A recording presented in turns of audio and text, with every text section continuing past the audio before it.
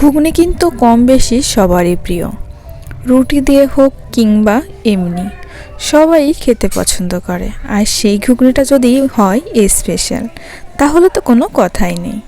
আজকে আমি তৈরি করে দেখাবো খাসির মাংস ছাড়াই খাসির মাংসের স্বাদে ঘুগনি। দারুণ রেসিপি কিন্তু, একবার হলো ট্রাই করো। প্রথমে আমি নিয়ে নিয়েছি কিছু মটর। সেই মটরগুলো ভিজিয়ে রেখেছিলাম 5 থেকে 6 ঘন্টা। ভিজিয়ে রেখে এবার এগুলোকে ধুয়ে ভালো করে আমি প্রেসার কুকারে দিয়ে দিচ্ছি।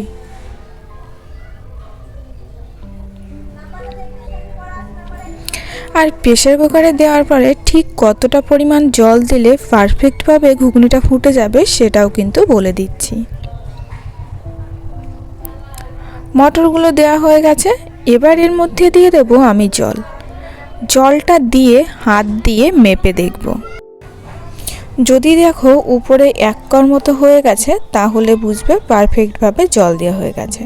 তারপর এর মধ্যে দিয়ে দিচ্ছি 1 চামচ লবণ, হলুদ, আর সবশেষে একটু নাড়িয়ে নিয়ে দিয়ে দেবো জয়ফল, যাতে করে খুব তাড়াতাড়ি সেদ্ধ হয়ে যায়।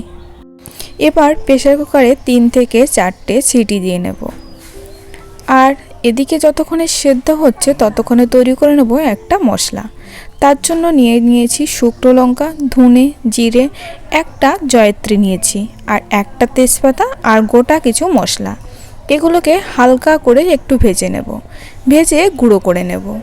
জয়ত্রীর জন্য কিন্তু খুব সুন্দর একটা গন্ধ বেরোবে। 3 থেকে 4টে সিটি দিয়ে আমি বেরিয়ে এসেছি। এবার দেখো ডালগুলো কত সুন্দরভাবে সেদ্ধ হয়ে গেছে।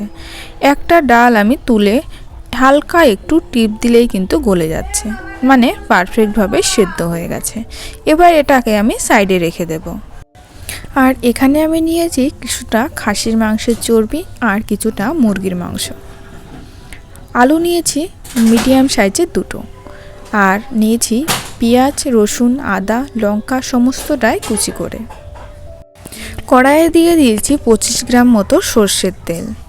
সর্ষের তেলটা একটুখানি গরম হলে পেঁয়াজ কুচিটা দিয়ে দিচ্ছি। দিয়ে এটাকে কিছুক্ষণ নাড়াচাড়া করে নেব। যখন হালকা একটু কালারটা চেঞ্জ হবে তখন দিয়ে দেবো এর মধ্যে আদা কুচি। আদা কুচিটা দেওয়ার পরে কিছুক্ষণ এটাকে নাড়াচাড়া করতে হবে। নাড়াচাড়া করে নেওয়ার পরে তারপর দিয়ে দেবো আমি রসুন কুচি। রসুন কুচিটা দেওয়ার পরে কিন্তু খুব সুন্দর একটা গন্ধ বেরোবে, এই জন্যই কিন্তু রসুন কুচিটা পরে দিতে হবে।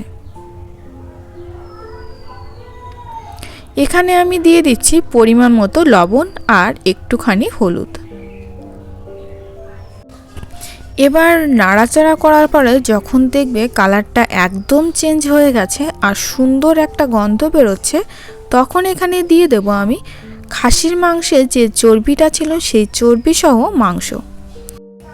আমাদের কিন্তু অনেকের সাধ্যের বাইরে থাকে খাসির মাংস দিয়ে ঘুগনি তৈরি করে খাবার। এজন্য এরকমভাবে একবার ট্রাই করে দেখো, দুর্দান্ত লাগে খেতে। খাসির মাংসের যে স্বাদ, সেই স্বাদটা কিন্তু অবশ্যই পাবে। তারপর এখানে আমি দিয়ে দিচ্ছি শুকনো লঙ্কা। দেখেছো প্রথমেই আমি বলেছিলাম 25 গ্রাম মতো আমি সর্ষের তেল নিয়েছি। কতটা তেল বেরিয়েছে, চর্বির জন্যই কিন্তু তেলটা বেরিয়েছে। তারপর এখানে আমি দিয়ে দিচ্ছি আমি টমেটোটা দিয়ে কিছুক্ষণ নাড়াচাড়া করে নেব। নাড়াচাড়া করে নেওয়ার পরে কালারটা কিন্তু চেঞ্জ হয়ে যাবে। তখন এখানে দিয়ে দেব যে মশলাটা করে রেখেছিলাম সেই মশলাটার হাফ দিয়ে আবার এটাকে নাড়াচাড়া করব। এবার ডুমডুম করে যে আলুগুলো কেটে রেখেছিলাম সেই আলুটা দিয়ে দিচ্ছি। আলুটা দেওয়ার পরে 5 থেকে 7 মিনিট কিন্তু ভালোভাবে কষিয়ে নিতে হবে। 5 থেকে 7 মিনিট কষিয়ে নিলেই কিন্তু ভালোভাবে গলে যাবে। তারপর দিয়ে দেব সামান্য একটু জল। জলটা ফুটে উঠলেই দিয়ে দেব আমি কাঁচা লঙ্কা কুচি। কাঁচা লঙ্কাটা পরে দিলে এর যে ফ্লেভার, সেই ফ্লেভারটা থেকে যাবে। তারপর দিয়ে দেব এখানে আমি ঘুগনি মটরটা কিছুক্ষণ ফুটে উঠলেই এখানে দিয়ে দেব আমি মশলাটা। বাদবাকি মশলাটা দেওয়ার পরে নামিয়ে দেব। ব্যাস তৈরি হয়ে গেল খাসির মাংস ছাড়াই খাসির মাংসের ঘুগনি। দুর্দান্ত টেস্ট কিন্তু। একবার হলো ট্রাই করে দেখো। দেখে কার কার ভালো লাগলো আর খেতে কে কে পছন্দ করো প্লিজ কমেন্ট করে জানিও। আশা করছি সবার খুব ভালো লাগবে।